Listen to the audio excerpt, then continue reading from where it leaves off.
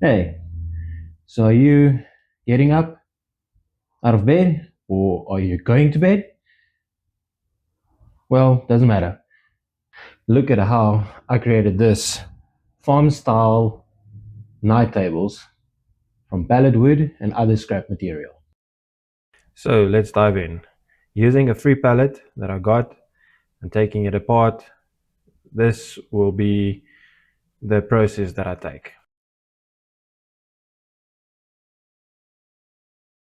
What you always need to do is make sure that you remove all the nails, because once you put it through your planer, that might damage your blades. Once I've cleaned up all the pallets, giving it a nice clean surface on both sides, I run it through my cut jig that I've made. You can also see the video on how I made this particular jig.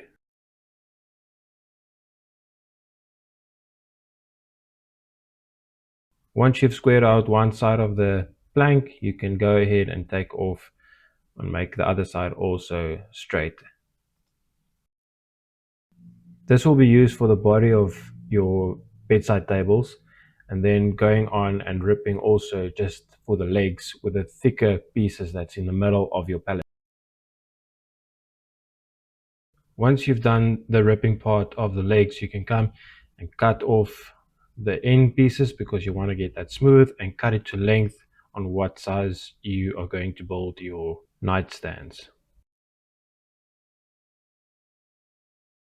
So onto the glue up parts, you literally lay down two of the planks for the one and two of the other planks for the other, and glue that up on one clamp.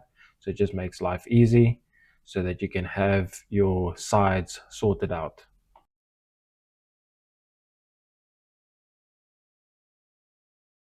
So these will be for your side pieces and your back panel basically on your nightstands.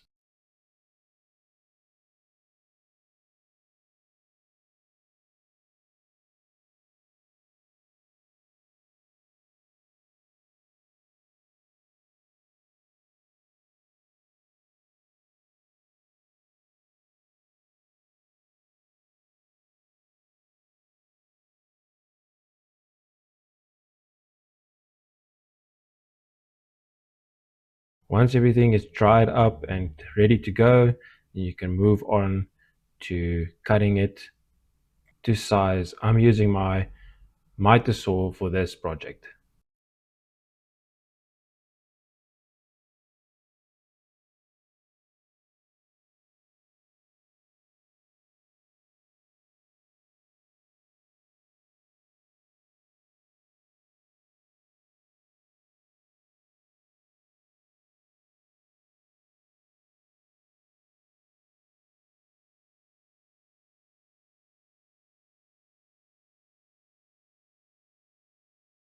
So using my little palm router, I edge over the sides. You can either use a bullnose profile or you can go with a bevel profile. Doesn't matter what you prefer, but I'm using a bullnose.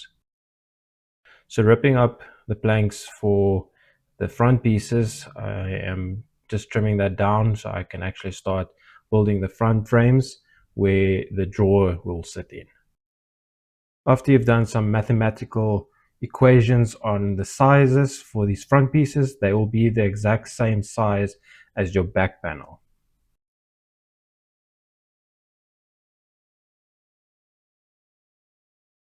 So once everything is cut up, then you can start assembling. So literally taking the sides and just nailing that down with some glue, and that will hold it nice and firmly.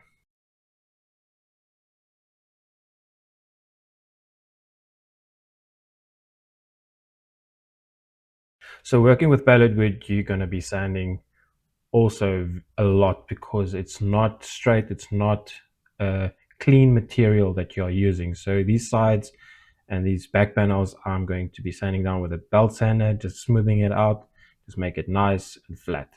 Once that is done, I would come with my palm sander and I'll just sand that smooth, just to get all those lines out from the belt sander.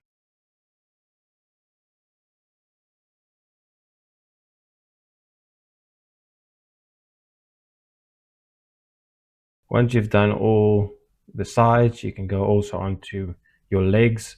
Because of the round of a bit, it does tear out a little bit, so you just want to go out and just sand that nice and smooth.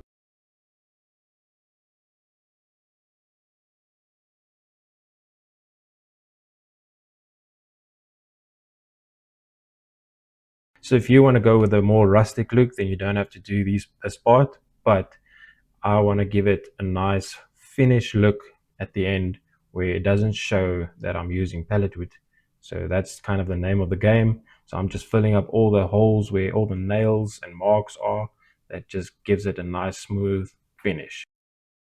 So just a quick tip, if you want to make your own wood filler, you can use some sawdust and some glue, and then you just mix that together. I'm just going with a very rough sawdust that I've got. You can go finer to give a more finer, smoother finish, but I just want to fill all the big gaps that was there on some of the planks. So this will just be like the inside filler that I will be using just to get everything nice, and then I will come afterwards with some normal filler just to smoothen out the project further.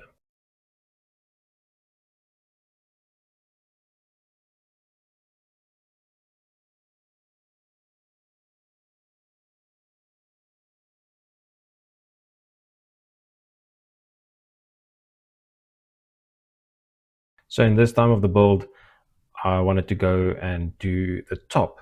So I started cutting the sizes for the top so I can have a glue up of the top. But at the end, I changed it up so I can actually have this part as the bottom shelf.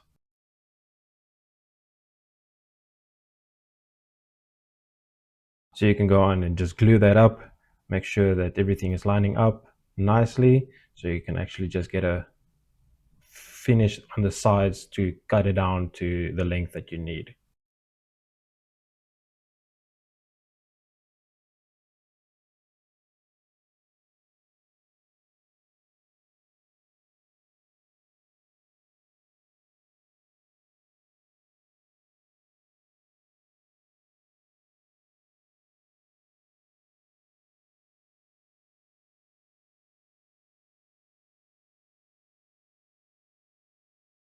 So what I did is basically going with a biscuit cutter and cutting the grooves in on the legs at the top, just giving it a spacer so that it doesn't sit flush on the one side. So it gives it a nice little profile edge on the sides. So you cut the grooves on both the side panels and back panel, and also the front panel and on your legs.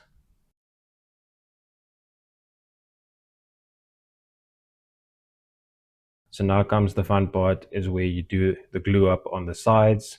So I do one side at a time, and then from there on I finish up with the project once that sides are dry. So put enough glue on there that it goes for into the place where the biscuit needs to go, so you can actually hold your sides properly, and it gives you also that part where you don't have any screws sticking out on the sides that you need to also fill afterwards.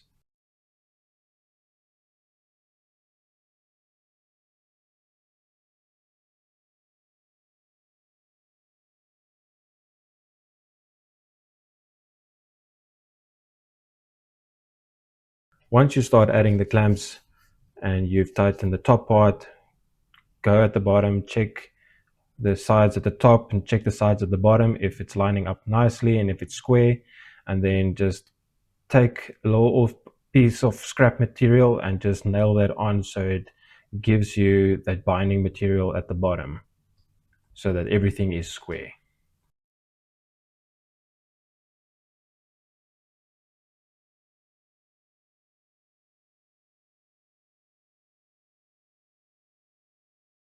So once your sides are dried up and ready to go onto the next part, then you go and add in the back panel and also the front panel of your night table.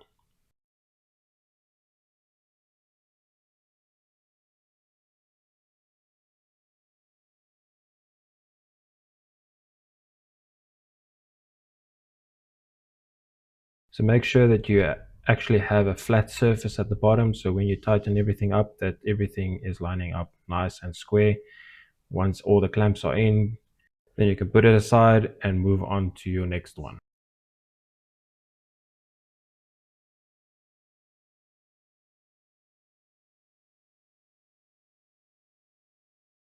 So going on with the belt sander again, with a shelf at the bottom, just flattening everything out, and then also just going and cutting it to size according to what the width of the inside is.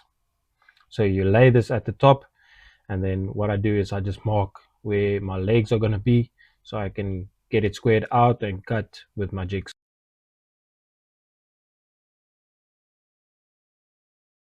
So I use the square where that lines are, and I just mark out that corners. This will give me a nice tight fit, but also you are going not to cut on the line exactly. You're going to cut just off center of the line, that it can give you a little bit of space to play around with at.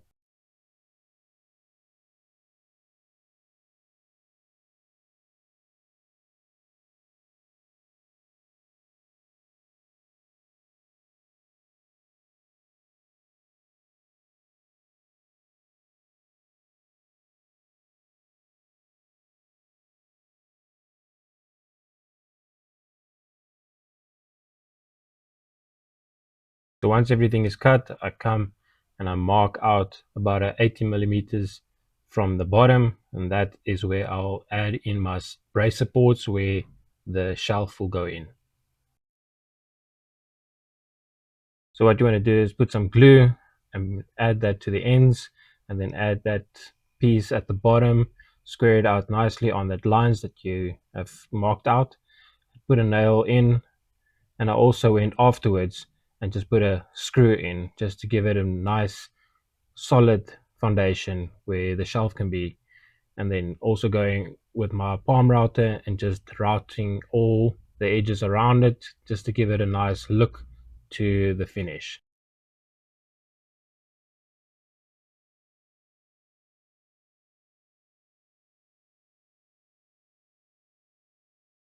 Now you can come back and add that shelf in.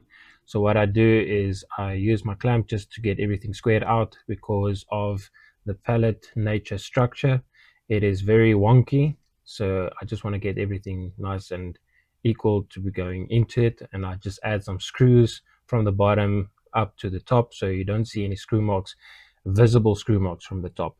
So you can just add that in. You can also, if you do want to add extra, then you can also put some glue in it, but I didn't do that. I just went with the screws.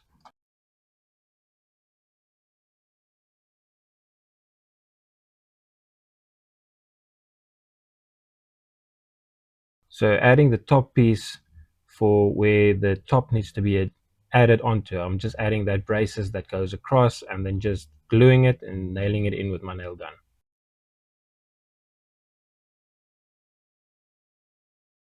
So if you are enjoying these type of content, make sure that you are subscribed, like this video, comment if you need to, give me some advice on your side on what you think I should have done better. But this is just me going and assembling a table. So I'm ripping up the cross beams for what I want to do. So I'm giving it a very thin look to it. So that's the kind of design that I was looking at and visualizing. So I'm just ripping up a piece of material that will fit that and just going around and just sanding everything nice and making it nice and clean. What I did not put in this video is the bull nose that I've added onto the profile of this so that I can have a nice round look also to it, just to round everything off towards what the cupboard is.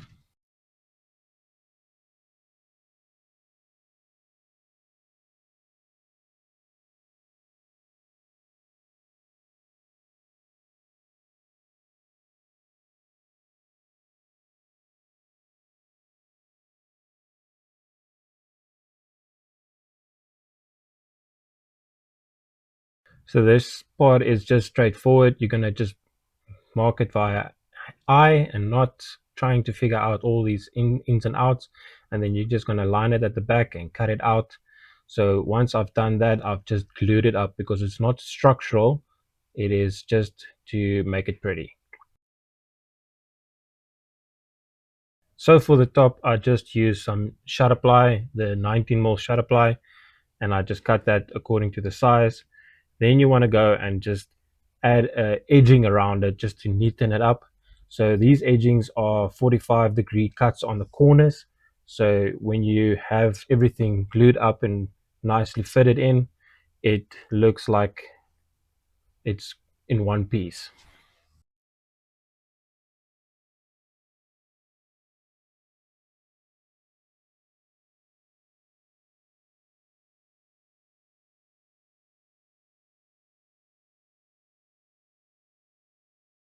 So moving on to my drawer boxes, I also am using the 90mm shutter ply, and then I'm cutting my sides and then also the middle sections of it.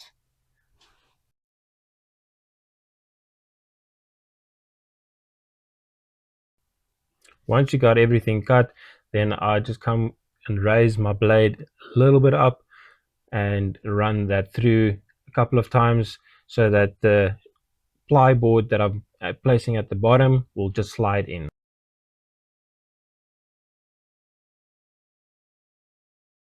So basic is that your bottom piece of this drawer box will overlap the inside so it fits into the groove. So you just line it up that it can fit inside that groove, that middle piece, and then you just go around, glue everything up as you go and putting your brad nailers in it, and that will be good enough structure for it.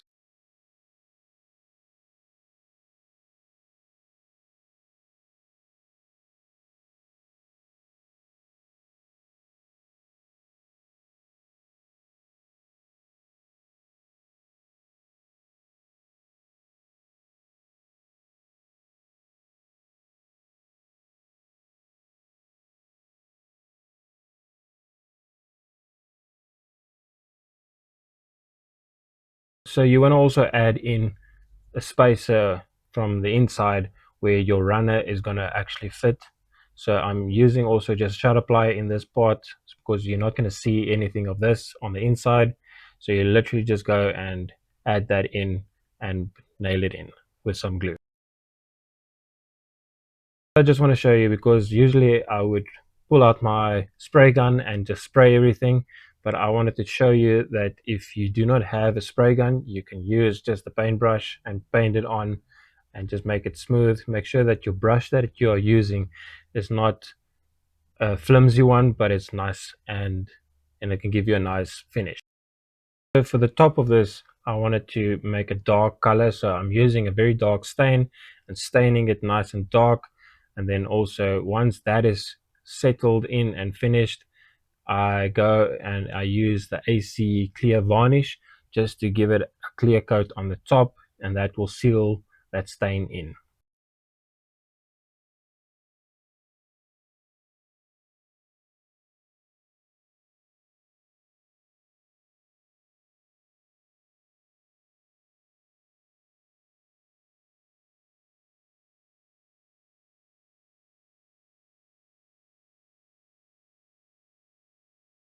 So going on to the final touches of these bedside tables is I've also done the drawer fronts that you can cut out.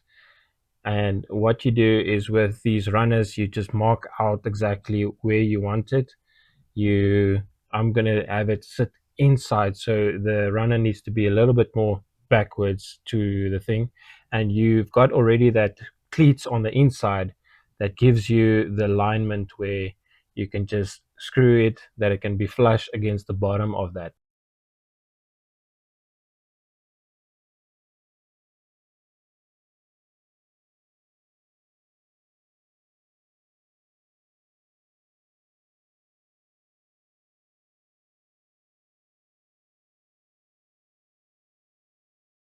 So I've seen many people adding these runners kind of halfway on the box.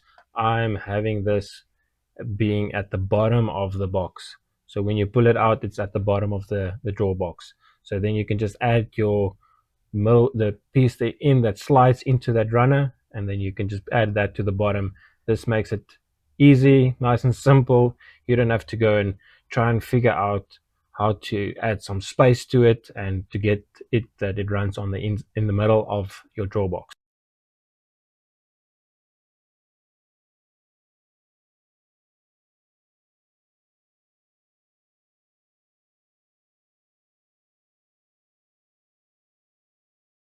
So by trying to get the handle on, I don't want to damage the white paint that is on my wood. So I literally just put a piece of tape on it, and then I just mark out the center of it. And then I would go and get my height of where the middle is also for that. So I just draw lines across and vertical. So then you can use your actual handle, and you can just mark out the center of where the handle is, and then you just line it up with that line that's going down, and then you get your marks for your holes.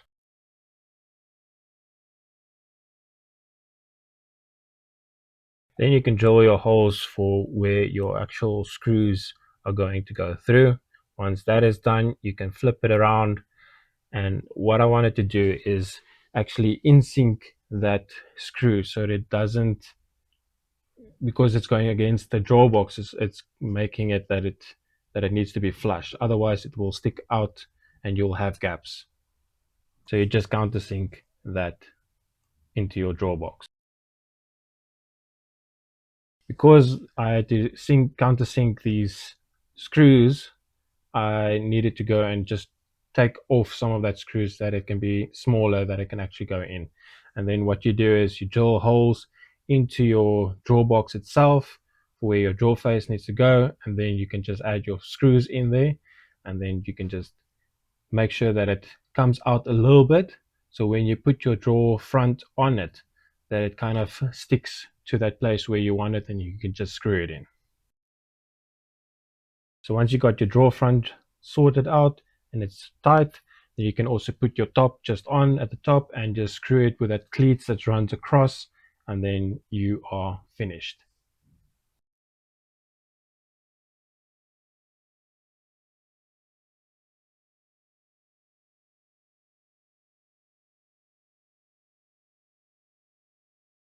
So I hope you guys enjoyed this video of me building these bedside tables. It was a fun project that I wanted to experiment with just pallet wood and get it to have it looking as if it's made from just normal shop grade pine.